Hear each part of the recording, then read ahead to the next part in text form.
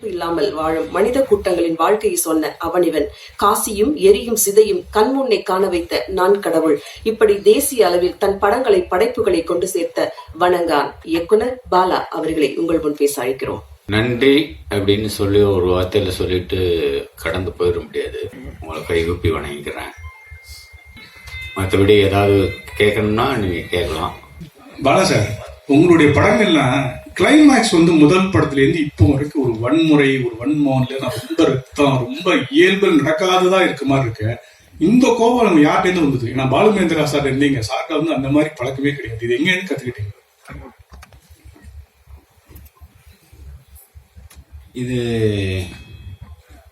கத்துக்கிட்டு வர்றதில்ல, அது தவறான பதிலாக கூட இருக்கலாம். அது ரத்தத்திலே இருக்கு சார். படத்துடைய ஓப்பனிங் ஆச்சு, ஹீரோ இன்ட்ரடியூஸ் பண்ணும்போது ஒரு கையில விநாயகர், ஒரு கையில பெரியார் இருப்பாரு. அதை பத்தி சொல்லுங்க சார். அது அந்த படத்தோட கிளைமேக்ஸ்க்கான ஒரு குறியீடு தான். கிளைமேக்ஸ்ல தங்கை இறந்ததுக்கு அப்புறம் படைத்தவனும் இங்கே கைவிரித்தானேன்னு முடியும். ஸோ ஆரம்பத்தில் என்ன, அதுக்கு இதுக்கும் லிங்க் பண்ணுறதுக்காக ஒரு சில குறியீட்டுக்காக அதை வச்சுருந்தேன். பாலாடா, பொதுவாக நம்ம தமிழ் சினிமாவில் கன்னியாகுமரி மாவட்டத்தில் போயிட்டு ஏதாவது ஒரு சாங்காவது எடுத்து வந்துடுவாங்க. ஆனால் ரொம்ப நாள் ஆச்சு இப்போ அந்த பக்கம் போய். ஆனால் நீங்கள் முழு படமும் கன்னியாகுமரி மாவட்டத்தில், அது கன்னியாகுமரியை சுற்றி அந்த களம் எப்படி அதை தேர்ந்தெடுத்தீங்க? அதுக்கு ஏதாவது ஸ்பெசிஃபிக் ரீசன் ஏதாவது இருக்கா? இல்லை, இது வரைக்கும் கன்னியாகுமரின்னு சொல்லி முன்னாடி பழைய படம் ஒன்று இருக்கு, அதுவும் மலையாள படம். அதுக்கப்புறம் எதுவுமே எடுக்கப்படல. ஸோ மற்ற களங்கள்லாம் எடுத்துட்டாங்க. திருநெல்வேலி, மதுரை, கோயம்புத்தூர் அது எல்லாமே எடுத்துட்டாங்க. சென்னைலாம் எல்லாமே முடிஞ்சிருச்சு. அது ஒன்று மாத்திரம் பாக்கி இருக்கே, அந்த அந்த கதைக்களத்தை எடுத்துக்கிறோமேன்ற ஒரு விருப்பம் தான். ஓகே. அண்ட் சுரேஷ் காமாஜி பிரதருக்கு ஒரு கேள்வி. பிரதர், இது ஒரு ஆத்தென்டிக்கான இது விஷயம் கிடையாது. பட் இருந்தாலும் ஒரு நடிகராக எல்லாரும் சிம்பு அப்ரோச் பண்ண பயப்படுவாங்க, ஒரு டைரக்டராக பாலானாவை அப்ரோச் பண்ண பயப்படுவாங்க. ஆனால் நீங்கள் இந்த ரெண்டு பேரையுமே கரெக்டாக ஹேண்டில் பண்ணி ஒரு பேக் டு பேக் ஹிட் கொடுத்துருக்கீங்க. இல்லை, எப்படி நிறைய நம்ம சரியா இருந்தால் எல்லாம் சரியா இருக்கு. நம்ம அடுத்தவங்களுக்கு குறை சொல்றத விட நம்ம சரியா இருக்கணும், அவ்வளோதான். இவங்களை ஹேண்டில் பண்ண முடியும், அவங்களை ஹேண்டில் பண்ண முடியும் அப்படிலாம் கிடையாது. ஹேண்டில் பண்ண முடியாதவங்க ஹேண்டில் பண்ண முடியும்னு நினைக்கிறவங்க கிட்ட படைப்பு திறன் இருக்காது, அவ்வளோ ஒரு இது இருக்காது. ஸோ அப்படியே நம்ம பார்க்க வேண்டியது இருக்குல்ல. இப்போ நீங்கள் எல்லாரும் நம்ம ஹேண்டில் பண்ண முடியாத ஆட்களை நம்ம சூஸ் பண்ணுறோம்னு வச்சுக்கோங்களேன், அவங்களோட திறமை இருக்காது. ஸோ அப்படியும் பார்க்க வேண்டியது இருக்குல்ல. ஸோ அதனால் அதெல்லாம் உங்களுக்கு கிடையாது, நம்ம நடந்துக்கிறது இருக்கு. இப்போ ரீஸ் ஆயிடுச்சு, அவருக்கு நான் நன்றி சொல்லிக்கிறேன். என்னை பற்றி இவ்வளோ பாசிட்டிவாக சொன்ன ப்ரொடியூசர், அவருக்கு மிக்க மிக்க நன்றி. நீங்கள் இப்போ ரீசன்ட் டைம்ஸில் நிறைய அவங்க கெட்டப் சேஞ்ச் பண்ணிட்டீங்க.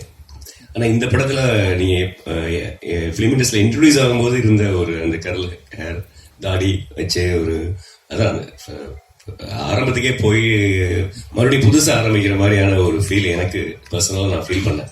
ஏன்னா பாலானோட படத்துக்குள்ளே வரும்பொழுது திருப்பி வேற ஒரு வெர்ஷனில் வரணும், ஒவ்வொரு நடிகர்களும் வர்றாங்க. அந்த மாதிரி நீங்கள் ஏதாவது ஃபீல் பண்ணீங்களா? அவங்க கெட்டப் எப்படி, ஏன் அந்த மாதிரி பழைய இதுக்கு போனீங்க அப்படின்றது? இல்லை, பாலா சார் ஒரு விஷயம் மைண்டில் வச்சுருந்தாங்க, இந்த கதாபாத்திரம் இப்படி இருக்கணும், இப்படி பண்ணணும் அப்படின்ட்டு. ஸோ அதுதான் அந்த பாலா சாரோட விஷன் தான். ஸோ அதுக்கு தகுந்தாப்புல தான் நம்ம பண்ணோம். எனக்குமே டோட்டலாக நான் இது வரைக்கும் பண்ண படங்கள்ல அப்படியே மாறுபட்டு பண்ணது தான் இன்னைக்கு இந்த பேர் கிடைச்சிருக்கு அப்படின்னு நான் நினைக்கிறேன். ஸோ அதுக்கு பாலா சாருக்கு தான் நன்றி. உங்க படங்கள் எல்லாமே கிட்டத்தட்ட லென்த்தியா இருக்கு அப்படின்னு லென்த்தா இருக்கும், கலர் நல்லா இருக்கும்னு சொல்லுவாங்க. இந்த படத்தை பொறுத்தவரைக்கும் ரொம்ப ஷார்ட் அண்ட் குயிக்கா இருக்குன்னு சொன்னாங்க. அதுக்கு என்ன காரணம்? 2 மணி நேரம் 5 நிமிஷம். ஆமா, மற்ற படம்லாம் 2 மணி நேரம் 2 மணி நேரம் இருக்காது. எல்லாமே 2.5 காலுக்குள்ள தான் இருக்கும். இது கதை சொல்லப்பட்ட விதம், குறிப்பா செகண்ட் ஹாஃப் அது கொஞ்சம் ஃபாஸ்டா போகும்னா அப்படி காட்சியில் அடுத்தடுத்து அப்படி அமைஞ்சதுனால அது உங்களுக்கு ரொம்ப சின்ன படம் மாதிரி தெரியுது. அது ஃபாஸ்டா போறதுனால அது உங்களுக்கு சார். இங்கே சார் வாழ்த்துக்கள் முதல்ல படத்துக்கு. இந்த ஸ்டோரி ரியல் இன்ஸ்பிரேஷனா சார்? ஏதாவது நீங்க பார்த்ததா இல்ல பேப்பர்ல மாதிரி தகவல் அடிப்படையிலையா? அப்புறம் பர்டிகுலரா ஹீரோக்கு அந்த மாதிரி டிஃபரெண்ட் அப்போ வச்சதுக்கான காரணம் என்ன சார்? அந்த இன்சிடென்ட் ரியலா நடந்தது. சென்னையில் தான். ஆனால் நான் அந்த ஸ்கூல் பேர் சொல்ல முடியாது. அந்த பிளைண்ட் ஸ்கூல், ஒரு பிளைண்ட் ஸ்கூல். அப்புறம் அடுத்து என்ன கேட்டீங்க? ஏன் பேச வைக்காத ஒரு ரூம் கொடுத்துருக்கீங்க? அவருக்கு வந்து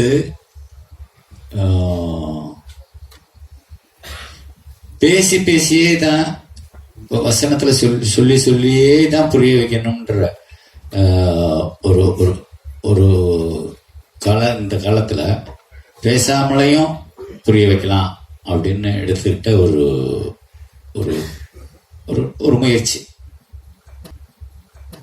சார் இன்னொரு கேள்வி, அதே படத்துல கிளைமாக்ஸ்ல இது வந்து இல்லாத தண்டனை, அதாவது அந்த மன்னர்கள் காலத்துல தான் அந்த கழுமுறம் ஏற்றி தூக்கு போடுறது.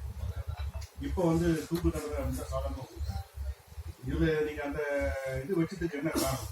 கழுமுறம் ஏற்றி அந்த கதாபாத்திரம் வந்து தூக்கு தண்டனை கொடுக்குற அளவுக்கு சுப்ரீம் கோர்ட் நீதிபதி இல்லை. வேற மாதிரி கூட குழப்பம், நேரடியாக குழப்பம். கழுமுறம்னு நீங்க சிபாடி சொன்னது அந்த காலத்துல நடந்திருக்கு இல்லையா, அந்த இடத்துல அது நடந்துருச்சு, அப்படிதான் எடுத்துக்கணுமே தவிர அதுக்கு ஒரு காரணம் என்ன அப்படின்றது நம்ம தேட வேண்டியதில்லை. பாலா சார், உங்க படங்கள்ல பழைய படங்கள் பார்த்தாலும் இந்த படம் பார்த்தாலும் ஒரு கிறிஸ்டியானிட்டியை வந்து கிண்டல் பண்ணுறீங்களா, விமர்சனிக்கீங்களா, இல்லை வேர் பண்ணுறீங்களா தெரியல. இந்த பட கேரக்டரும் சரி, அவனிவன்லையும் ஒரு நடிக்கிற மாதிரி வரும். அது வந்து உங்களோட ஒப்பீனியன் என்ன சொல்ல வரீங்க நடிகர் தளத்தி கிறிஸ்டியானிட்டி? கிறிஸ்டியானிட்டிய சும்மா ஏதோ செட்டையர் பண்றன்ற மாதிரி நீங்க அதை தவறா எடுத்துக்கிற கூடாது. அந்த ஒரு பாட்டை கேட்டு பாருங்க, ஆடியோவில் அந்த சின்ன பொண்ணு தங்கச்சி பாடுற பாட்டை கேட்டு பாருங்க, அப்படி சொல்லவே மாட்டீங்க. முழு பாட்டையும் கேட்டீங்கன்னா சொல்ல மாட்டீங்க. நடிகர் திலம் சிவாஜி கணேசன் என்ன எதுல வந்தாரு இதுக்கு முன்னாடி? பாதிரியார் கேரக்டர், அவன் நான் கடவுள்லயும் ஒரு கேரக்டர், நாடக இது மாதிரி போலீஸ். இல்ல, ஒருவேளை அவரை எனக்கு ரொம்ப பிடிக்கும்ன்றதுனால அவரை கொண்டு வரணும் என்னமோ தெரியல. டைரக்டர் சார், இன்னும் கடுமையான தண்டனைகள் வேணும், இங்கேதான் கடுமையான தண்டனைகள் வேணும் அப்படின்னு நினைக்கிறீங்களா? ஏன்னா அரபு கண்ட்ரில இந்த மாதிரி தண்டனை இருக்குது, அது மாதிரி இந்த படத்தில் சொல்லியிருக்கீங்களே. இதை விட கடுமையான தண்டனை கொடுக்கணும் அப்படிங்கிறது தான் என்னோட ஆசை.